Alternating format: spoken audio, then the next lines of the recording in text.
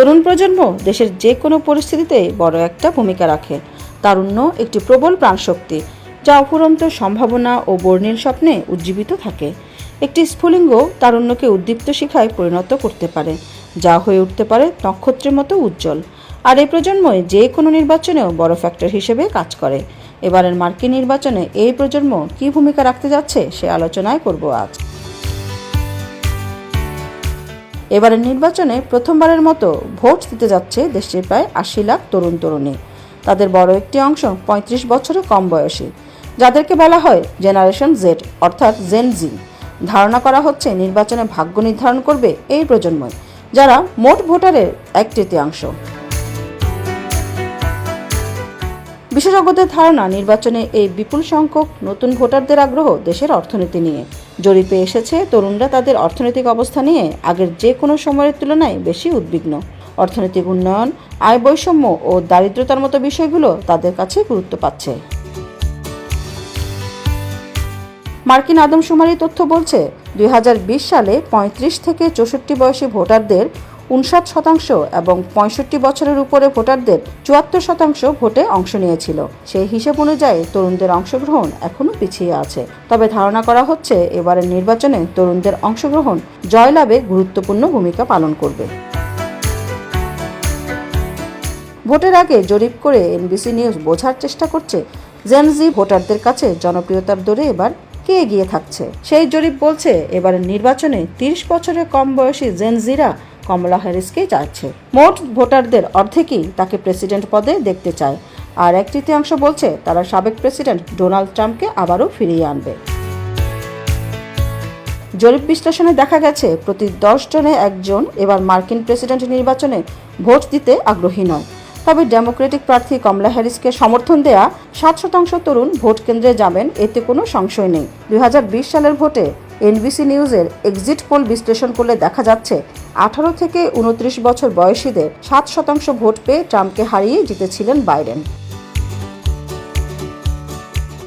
এবারের ৭% অঙ্কের সঙ্গে ২০২০ সালের মিল দেখতে পাচ্ছে মার্কিন সংবাদ মাধ্যম এনবিসি নিউজ।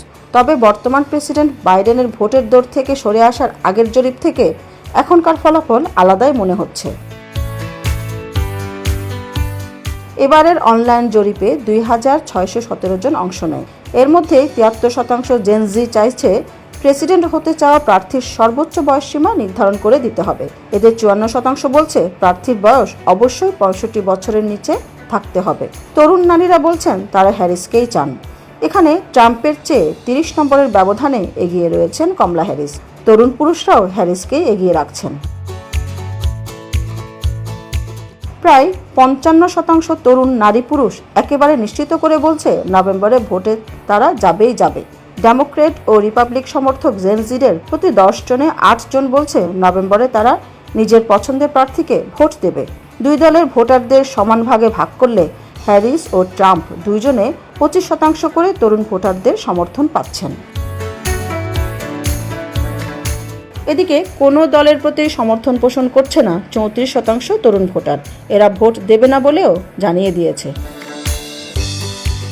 কলেজ গ্র্যাজুয়েটদের থেকে বড় রকমের সমর্থন পাচ্ছেন হ্যারিস। ২৬ পয়েন্ট বেশি নিয়ে ট্রাম্পের চেয়ে এগিয়ে আছেন তিনি। অর্থাৎ ট্রাম্পের পক্ষে আছে ৩০%, বিপরীতে হ্যারিস পাচ্ছেন ৫৬% সমর্থন। অন্যদিকে ৫% কলেজ গ্র্যাজুয়েট বলছেন তারা প্রেসিডেন্ট ভোটে অংশ নিতে চান না। নতুন বর্ষে ভর্তি হওয়া শিক্ষার্থীদেরও নিজের দিকে টানতে পেরেছেন হ্যারিস। এখানে হ্যারিসের দিকে ৫৪% আর ট্রাম্পের দিকে আছে ২৯% সমর্থন। অর্থাৎ ট্রাম্পকে ২৫ ধাপ পেছনে ফেলে এগিয়ে আছেন কমলা হ্যারিস। কলেজ ডিগ্রি নেই এবং শিক্ষা প্রতিষ্ঠানে ভর্তি হয়নি এমন সমর্থক সমানভাবে রয়েছে দুই দলে। তাই প্রার্থীরাও এবার এই প্রজন্মকে বেশ সমঝে চলেছেন। তরুণদের চাহিদাকে গুরুত্ব দিয়ে কমলা হ্যারিস ছাত্র ঋণ মকুব, ভোক্তা মূল্য নির্ধারণ ও আবাসনের মতো অর্থনৈতিক উদ্যোগগুলো নিয়ে কথা বলছেন, যেগুলো ছিল বাইডেন সরকারের সাফল্য। এর পাশাপাশি কমলা প্রথমবারের মতো বাড়ির ক্রেতাদের জন্য $২৫,০০০ ভর্তুকি এবং নবজাতকদের পরিবারের জন্য ৬,০০০ ট্যাক্স ক্রেডিট প্রস্তাব করেছেন। অন্যদিকে ট্রাম্প তার আমলের বাজারের চিত্র তুলে ধরছেন। যেখানে সাশ্রয়ী মূল্যে পণ্য পাওয়ার কথা বারবার উল্লেখ করছেন। এর মাধ্যমে তিনি তরুণদের অর্থনৈতিক অসন্তোষকে পুঁজি করার চেষ্টা করছেন।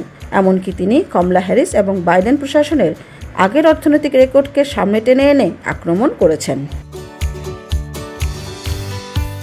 স্মরণকালের মধ্যে এবারই সম্ভবত যুক্তরাষ্ট্রের প্রেসিডেন্ট নির্বাচন নিয়ে বিশ্ববাসীর মধ্যে এত আগ্রহ, উচ্ছ্বাস, উত্তেজনা দেখা যাচ্ছে।